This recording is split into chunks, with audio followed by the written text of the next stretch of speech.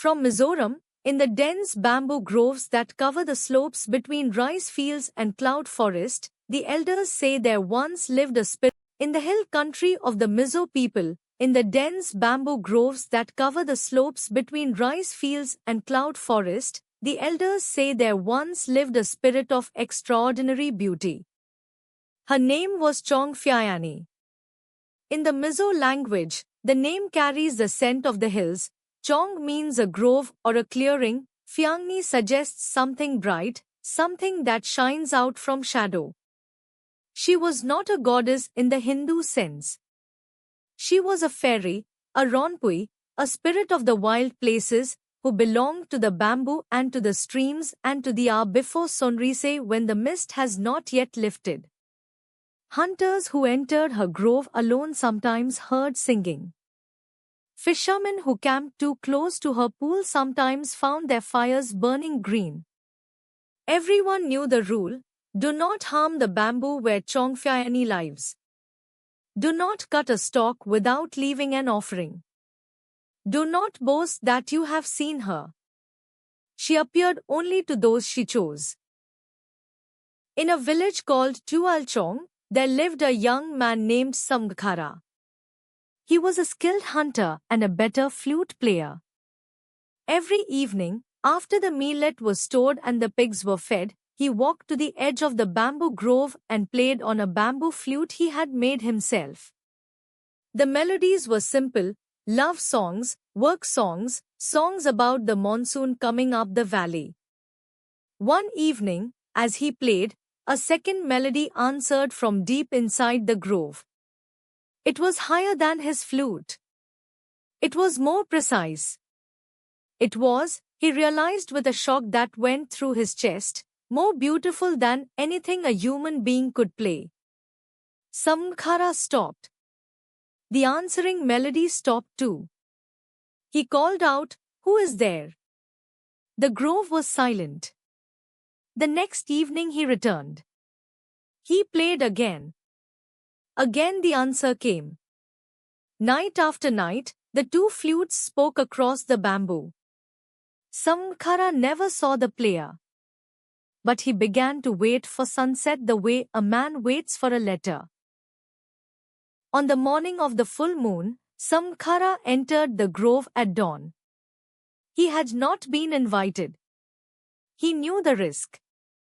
Men who forced themselves on the Ronpui sometimes came back blind, or mute, or unable to find their own village. But his feet carried him forward anyway. The mist was thick. The bamboo stalks creaked in a wind he could not feel on his skin. Then the mist parted. Chongphyayani stood before him. The elders who tell this story always pause here, because words fail. They say her hair was the color of ripe Job Steer's grass. They say her eyes reflected the grove itself, green, gold, shadow. She was not entirely solid. Light passed through the edge of her sleeve. Samghara fell to his knees. He expected punishment. Instead, she spoke. She said, "I have heard your flute for 30 nights. I have never heard a human play with such patience. Stand up. I will not harm you. But you must never tell the village you have seen me." Samghara and Chongphyayani met in secret for a season. He would leave his house before dawn. He would walk into the grove. She would teach him songs no human had ever known, melodies that made the bamboo sway without wind, melodies that called fish to the surface of her pool. In return, he brought her small gifts: wild honey, a woven armband, stories from the village feast. He was happier than he had ever been. But happiness in a Mizo village is never private for long. A cousin followed him one morning.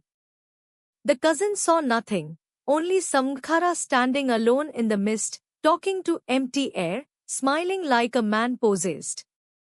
The cousin told the village chief. The chief called Samghara to the Zolbak, the maid's house, and demanded an explanation. Samghara, bound by his promise, said nothing. The chief warned him, the Ronpui steal human souls. They leave empty bodies behind. If you go to that grove again, we will banish you. The village chief was not a cruel man by nature. He was afraid. A man in love with a spirit was a man outside the clan's protection. So he set a test. He said, if Chongphyayani is real, let her come to the village feast and prove it. Let her sit among human women and eat human food. If she cannot, Samghara must marry a girl of our choosing and never enter the bamboo again. Samghara carried the message to the grove. Chongphyayani was silent for a long time. Then she said, I cannot eat your rice. I cannot sit in your sun. If I come, I will fade. But I will come for you. On the night of the feast, the village gathered around the central fire. Drums played. Rice beer was poured. Then the mist rolled into the clearing, impossibly, from a clear sky. Chongphyayani walked out of it. The drums stopped. She was dimmer than Samghara had ever seen her, like a moon behind clouds. She reached his hand. She smiled at the chief. She said, I am here. Now let him choose. The chief, to his credit, kept his word. He said, the choice is Samghara's. Samghara looked at the village, at his mother, at his cousins, at the house where he had grown up. He looked at Chongphyayani, whose fingers were already growing translucent in the firelight. He understood what the stories had always warned, a human and a Ronpui cannot share a life without one of them being diminished. He made his choice. He told the village, I will go. Do not follow me. He walked with Chongphyayani into the bamboo. The mist closed behind them. The villagers called his name once, then twice, then stopped. Some say he lived in the grove for years, growing thinner, growing stranger, playing flute melodies the village could hear on windless nights. Others say Chongphyayani, seeing what the human world was doing to him, opened a path into the hill itself and took him somewhere no hunter has found. The story of Chongphyayani and Samghara is one of the most told folk tales in Mizoram. Grandmothers tell it to adolescent boys who stay out too late near the bamboo. Do not play your flute at dusk in a grove you do not know, they say. You may answer something that cannot follow you home. But the story is not only a warning. It is also, in Mizo tellings, a love story, one of the few where the spirit is not evil, not deceptive, but simply of a different world. Chongphyayani did not lure Samghara to his death. She offered him beauty and asked for secrecy. The village's fear destroyed what secrecy could have protected.